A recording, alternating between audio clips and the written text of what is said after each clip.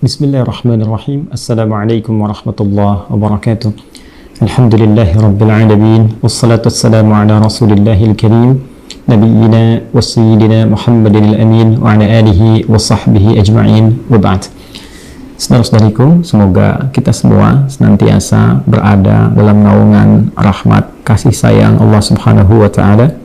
Semoga kita semua disehatkan, dilindungi dari berbagai macam keburukan-keburukan perilaku atau juga dorongan-dorongan sifat buruk yang diprovokasi oleh setan la'natullahi alaih, dan semoga kita senantiasa dibimbing oleh Allah subhanahu wa ta'ala dalam menjalani aktivitas kehidupan kita di dunia ini sehingga bernilai ibadah, mampu meneladani pedoman kehidupan yang dituntunkan oleh Rasulullah sallallahu alaihi wasallam. Teman-teman, apa yang pernah Rasulullah SAW ingatkan 15 abad yang lalu, bahkan terkait dengan pengingat ini Allah subhanahu wa ta'ala langsung menurunkan ayat-ayat Al-Quran yang tentunya ayat-ayat ini bukan sekedar firman yang kita baca, tapi di dalamnya ada pedoman berkehidupan yang mengantarkan kita kepada kesuksesan dan kebahagiaan di semua tempat dan tahapan kehidupan yang kita lalui, baik itu di dunia sampai kemudian ke alam kubur sampai ke akhirat. Jadi kalau kita membuat peta jalan dari dunia sampai ke akhirat, kita dibimbing melalui Al-Quran ini bagaimana menjalani kehidupan kita sehingga semua jalan ini membahagiakan dan menyukseskan. Untuk itulah kemudian Allah turunkan, saya sering katakan, di tempat yang paling terbelakang, tempat paling rendah di masa itu, yang tatanan sosial masyarakatnya jauh dari nilai-nilai kemuliaan, jauh dari peradaban, namun Allah ingin tunjukkan bagaimana mukjizat Al-Quran merubah masyarakat yang disebut dengan jahiliyah ini menjadi umat terbaik di zamannya, khair ummah. Sehingga turun persaksian dalam Al-Quran di surah ketiga Ali Imran itu di ayat ke-110, kuntum khaira ummatin ukhrijat linnas, kalian adalah umat terbaik yang pernah dilahirkan untuk menjalani kehidupan di dunia ini. Teman-teman sekalian, dan linnas itu ya, di antara sekian banyak manusia, role modelnya adalah mereka. Kapan menjadi role model? Ketika mereka mampu mengikuti tuntunan Rasulullah SAW dari pedoman yang Allah bimbingkan kepada Rasulullah berupa Al-Quran. Untuk itulah Al-Quran disebut dengan hudal linnas, pedoman berkehidupan untuk manusia di setiap zaman sampai dengan kehidupan di dunia ini berakhir. Bahagia lawannya adalah sengsara. Sukses tentu juga memiliki lawan, nestapa. Ada orang-orang yang diharapkan sukses, ada orang-orang yang diharapkan bahagia. Sisi lainnya ada orang-orang yang nestapa, ada orang-orang yang sengsara. Artinya mengikuti petunjuk Al-Quran itu dijamin mendapatkan kesuksesan, kebahagiaan, bukan hanya di dunia, tapi tahapannya sampai ke alam kubur, sampai ke akhirat. Berpaling dari itu dalam keyakinan kita sebagai muslim, maka berpotensi mendekatkan kepada kesengsaraan dan kenestapaan.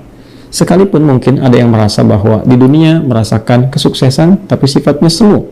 Ketika ajal datang, menjemput lewat maut, maka selesai semua itu, tidak ada jaminan di alam kubur, tidak ada jaminan di kehidupan akhirat yang lestari dan abadi.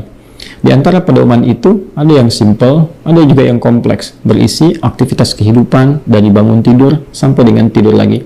Dan tidak akan pernah ditemukan satu bimbingan berkehidupan yang sangat rinci, sangat detail, mengatur semua aktivitas kita, bahkan perilaku kita dari ujung kepala sampai ujung kaki, dari bangun tidur sampai tidur kembali, kecuali kita hanya temukan di dalam Islam yang sumbernya dari Al-Quran dan Sunnah Rasulullah SAW. Ini menunjukkan Al-Quran bukan karya manusia, bukan makhluk, karena mustahil ada pedoman berkehidupan bagi semua manusia di setiap generasi dan tetap berlaku, tetap sesuai dengan eranya dan tidak pernah berubah isinya, kecuali ini menunjukkan bahwa pedoman itu bersumber dari Sang Pencipta yang maha menguasai dan mengetahui segalanya. Teman-teman, di antara pedoman itu ada yang terkait dengan pedoman fisikal, bagaimana menggunakan fisik kita sesuai dengan maslahat kehidupan sehingga bernilai baik dalam berinteraksi sosial dan Allah meridhoi kita. Jadi ada pahala ketika kita berpikir positif, memandang yang baik, sampai ujung kaki melangkah kepada hal-hal yang positif dan baik. Ada juga terkait dengan bimbingan pengelolaan harta.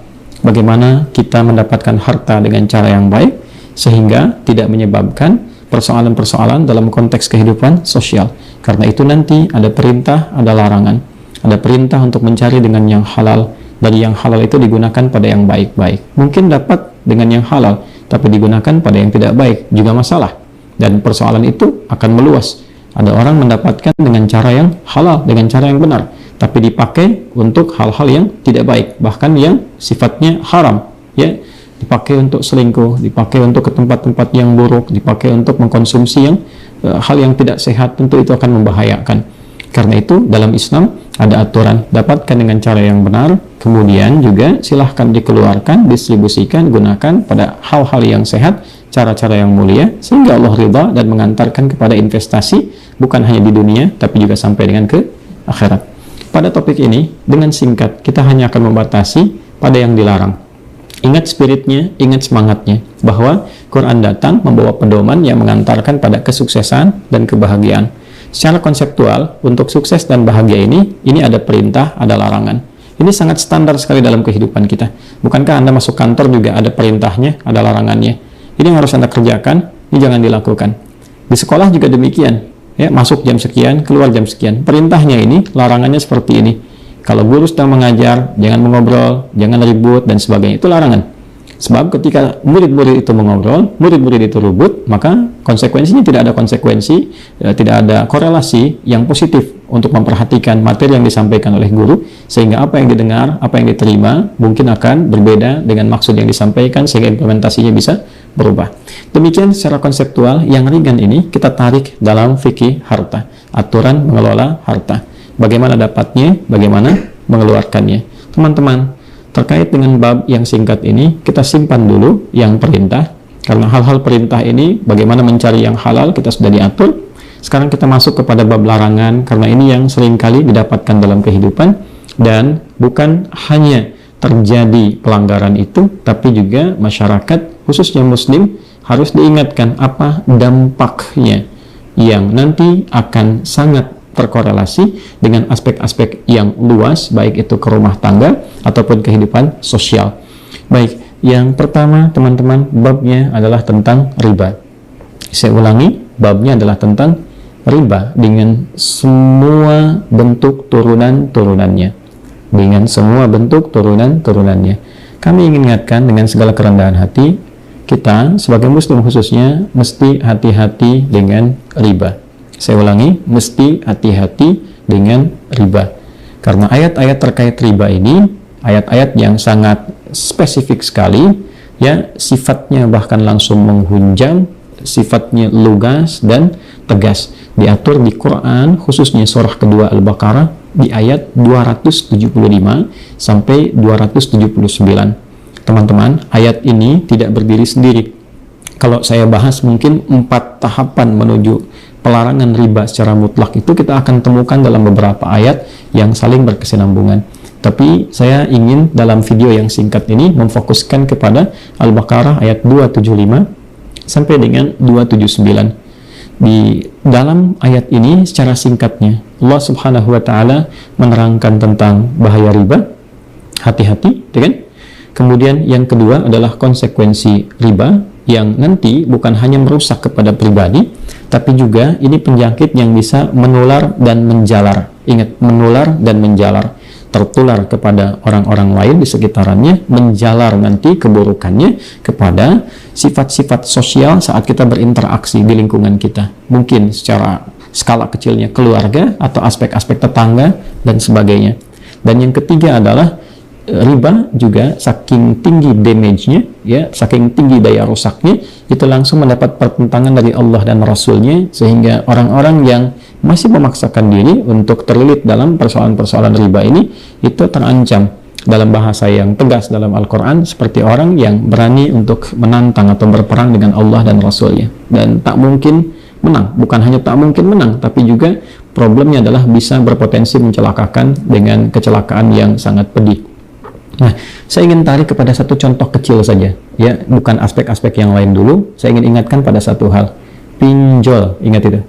Saya ulangi, pinjol, pinjaman online, itu termasuk riba. Dan ini ribanya adalah riba paling komprehensif, riba paling kompleks yang memang mencakup semua bagian-bagian unsur riba. Baik ya, dari mulai awalnya, dari mulai perjanjiannya, dari mulai penambahannya, dan unsur-unsur mafsadat yang merugikannya terekam jelas semua keterangan Al-Quran, itu runut dan runtut semua konsekuensinya ada di situ. Ya, hati-hati betul dari mulai meminjam, walaupun sekarang semakin berkembang, cukup dengan tanda pengenal, cukup dengan jaminan teman-teman, tanpa sadar jaminan teman-teman itu adalah jangkar pertama yang menjalarkan dan menularkan penyakit riba itu. Ketika seseorang menjaminkan temannya, ya baik sepengetahuan atau tanpa sepengetahuannya, itu terkoneksikan.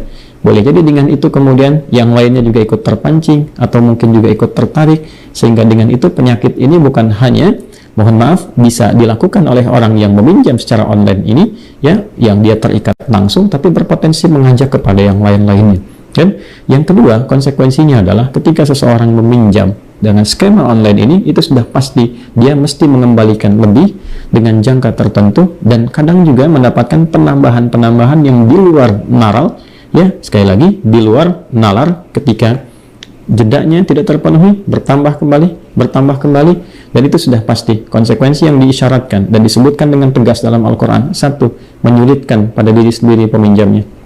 Kedua, akan berpotensi, ini menyulitkan, ini jelas kalimatnya, sampai-sampai bahasanya itu ya di Al-Quran dieksplisitkan sebagai seperti seseorang yang sedang kerasukan setan. Ini bahasa kiasan ya yang sangat tinggi, majas yang sangat tinggi ya, untuk memberikan kesan bahwa gelisah, ketakutan ya, kemudian juga bingung, linglung, meracau, persis seperti orang yang ya diwarnai dalam kegelapan hidup. Itu gambarannya. Jadi maksudnya jika Anda memutuskan masuk ke wilayah itu, maka sesungguhnya Anda sedang masuk ke wilayah gelap ya, yang memungkinkan Anda banyak gelisahnya dibandingkan dengan tenangnya, tekanannya lebih banyak, sehingga boleh jadi berpotensi menambah damage ke keluarga, harta tidak akan berkah ya, berpotensi nanti banyak perselisihan terjadi di rumah tangga, kemudian juga menjalar, tutup lubang, gali lubang, tutup lubang. Ini berbahaya sekali. Saya ulangi, ini berbahaya sekali. Karena itu saya menyarankan kepada teman-teman umat Islam dimanapun berada, hindari bentuk riba seperti ini, hati-hati. Dan ini tidak akan pernah membahagiakan, tidak akan pernah menyukseskan, tapi mengarahkan kepada sifat-sifat penyesalan yang mendalam, baik di dunia ataupun di akhirat. Dan jangan sampai nanti meninggalkan beban kepada keluarga dan keturunan-keturunan. Ustadz, solusinya bagaimana? Teman-teman, kita sudah ketahui, di lingkup kita itu ada masjid. Di dalam masjid ada skema di situ untuk zis, zakat, infak, sedekah. Ke atasnya turunannya ada baznas yang dikoordinasikan satu dengan yang lainnya. Bukankah di situ ada 8 golongan untuk berhak menerima zakat? Jangan malu. 8 golongan tuh lihat apakah kita bagian yang termasuk di dalamnya. Kemudian di luar skema zakat ada infak, ada sedekah. Maka mulailah dikemas, dikoordinasikan, masjid difungsikan. Jangan cuma tempat sholat, datang orang kemudian pulang. Mitigasikan wilayah sekitarannya, bikin database siapa yang kurang-kurang, dibantu mereka. Koneksikan tuh, baznas difungsikan dengan baik ya, kemudian dimitigasikan wilayahnya, siapa yang kekurangan dibantu, bukan untuk memberi sekedar diberi, tidak, tapi bagaimana dia kemudian keluar dari kesulitannya, dibimbing dari situ, dipertemukan dengan jamaah, dipersaudarakan, dibimbing satu dengan yang lainnya, sehingga konsepnya hidup, bukan hanya menjadi ayat yang dibaca, bukan menjadi hadis yang diulang-ulang, dikenal kitabnya, diketahui riwayatnya, bukan itu. Ayatnya mesti hidup, hadisnya mesti hidup. Kalau ini bisa digunakan dengan baik, saling membantu satu dengan yang lainnya, bukan sekedar diberikan ikannya, tapi dibantu dengan kailnya, maka apa yang terjadi? Insya Allah keberkahannya bukan hanya mengangkat seseorang dari kesulitan, tapi insya Allah keberkahan itu akan dirasakan dalam konteks kehidupan sosial, berbangsa, dan bernegara. Maka kemiskinan akan berkurang, karena semua orang terpacu. Walaupun negara bertanggung jawab mengentaskan kefakiran dan kemiskinan, yang kemudian berusaha diproyeksikan ini bisa terangkat, namun dibalik keterbatasan yang tentunya kita pahami bersama, di situ kita hadir kemudian untuk mengimplementasikan nilai-nilai keislaman kita, sehingga semua saling membantu, saling mengisi, dan membebaskan dalam kebaikan. Jika syariat ini dipraktekkan dan dilindungi oleh undang-undang, negara menjamin kemerdekaan tiap-tiap penduduk untuk memeluk agamanya masing-masing dan beribadah menurut agama dan kepercayaannya itu. Demikian Quran. Sampai ke Quran ingatnya ya, demikian di Undang-Undang Dasar itu pasal 29 ayat yang kedua. Ingat, riba itu sangat berbahaya teman-teman sekalian, sangat berbahaya. Hindari jauhkan, tepikan, praktekkan konsep tadi dengan cara yang benar. Bagi Anda yang non-muslim, silahkan sama-sama kita membantu kehidupan berbangsa bernegara ini, dilihat pedomannya masing-masing. Seingat saya persoalan riba ini bahkan sejak era-era dulu, sejak di zaman Yahudi itu sudah ada sesungguhnya larangan-larangannya pula di setiap masa, setiap generasi. Coba teman-teman yang non-muslim tuh yang punya Bible-nya dibuka yang Keluaran ya, di Keluaran, kemudian di ayat yang ke-22 pasal yang ke-25 ya, Keluaran 22 25. Coba Anda lihat di situ ya, di situ Anda akan temukan bagaimana kemudian juga umat-umat pada masa itu di Yahudi itu dilarang menghutangi seseorang dan mengambil bunga dari situ ya, itu bagian dari riba. Jadi kalau kita mau jujur, sesungguhnya riba itu masalah sosial dari aspek yang sudah lama ya, umat yang sudah lama sampai dengan generasi-generasi kini dan mendatang yang harus dihindari. Waspadalah, berbahagialah menjadi muslim, karena sampai sekarang kita masih bisa mendapatkan tuntunan yang kita usahakan keras sebagai ibadah kita pada Allah Subhanahu wa taala. Subhanakallahumma wa bihamdika, asyhadu an la ilaha illa anta, nastaghfiruka wa natubu ilaik. Wa akhiru da'wana alhamdulillahi rabbil alamin. Assalamualaikum warahmatullahi wabarakatuh.